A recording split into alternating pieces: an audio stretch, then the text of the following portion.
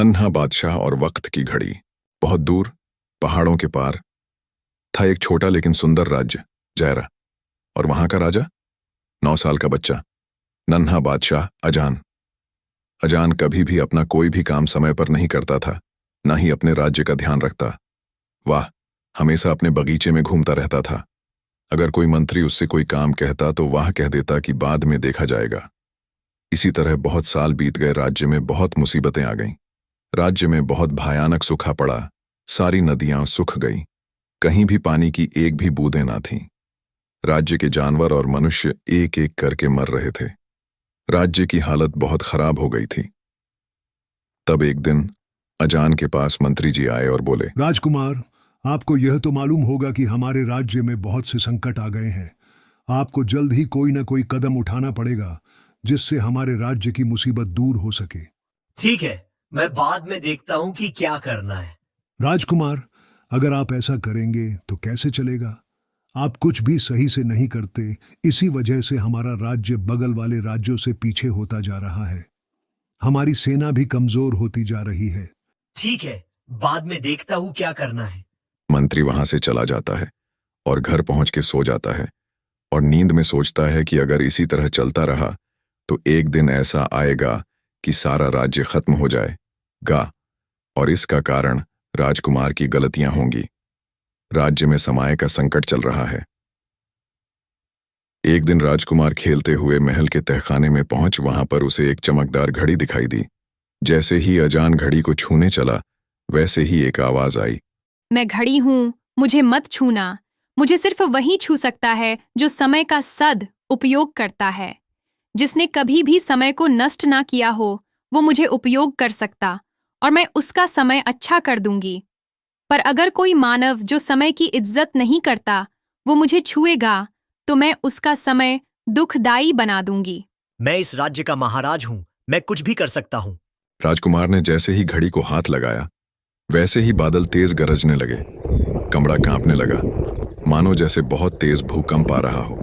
राजकुमार अचानक से कमरे से गायब हो गया। जैसे ही अजान को होश आया, उसने देखा कि वह दूसरे लोक में पहुंच गया है।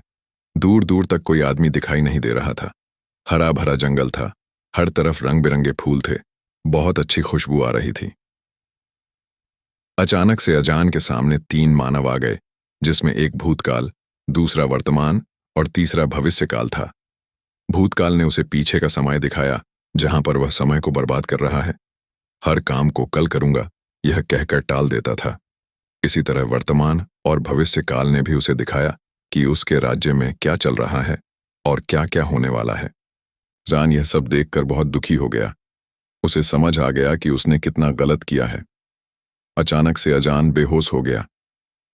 जब उसे होश आया तो वह अपने कमरे में सो रहा था। अगले दिन अजान प्रातःकाल ही उठ गया और मंत्री जी को दरबार में बुलाया। मंत्री जी बड़े आश्चर्य के साथ आए।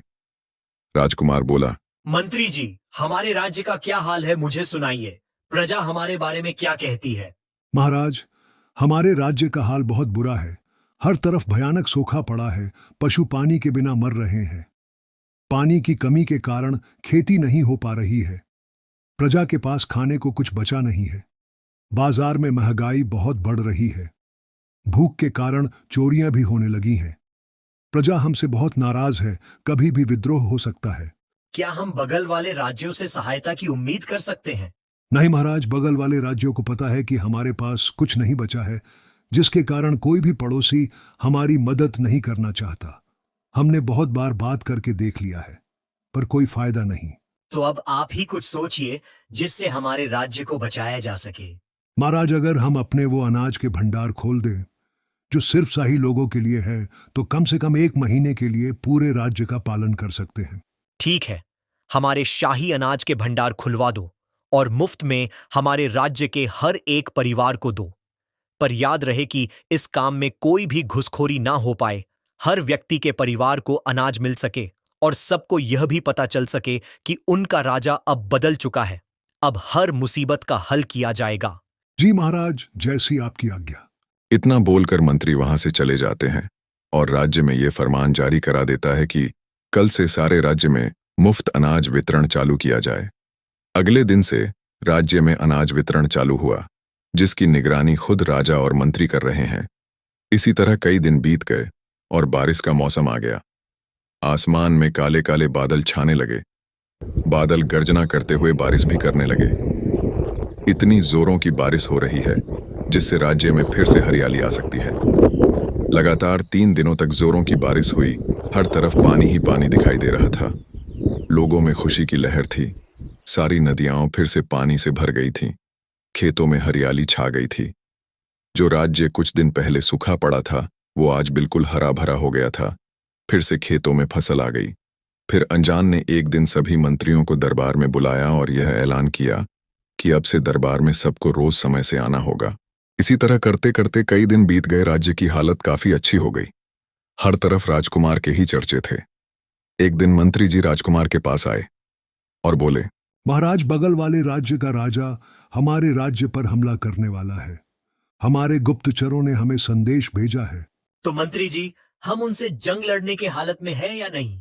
महाराज, हमारा राज्य अभी अभी सूखे के संकट से बाहर निकला है। अगर हम अभी जंग लड़ेंगे तो जीत तो जाएंगे, पर जंग में हमारा बहुत ज्यादा नुकसान होगा। अच्छा, क्यों हमारे इतने पुराने पड़ोसी हम पे हमला करने जा रहे हैं? महाराज, हमें जो सूचना मिली है उससे पता चलता है कि वहां के राजा को अपने राज्य विस्तार करना है, इसीलिए वो हम पे हमला करने वाले हैं। पर महाराज, अगर कोई मंत्री वहां जाकर राजा से बात करे तो शायद वो मान जाएंगे। ठीक है, किसी मंत्री को वहां भेजो और हमारी सेना को भी आदेश दो कि जंग के लिए तैयार रहे। अगर पड़ोसी नहीं माने तो हम उन पे पहले हमला कर देंगे। ठीक है महाराज, जैसी आपकी आज्ञा। राजा के आदेश के अनुसार मंत्री पड़ोसी राज्य जाकर बात करके आता है और राजकुमार से मिलता है।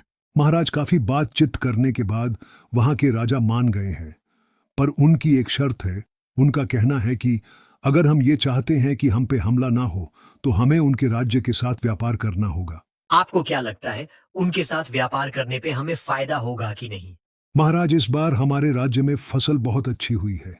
हमारे सारे गोदाम भर गए हैं और बहुत सारा अनाज बाहर रखा है।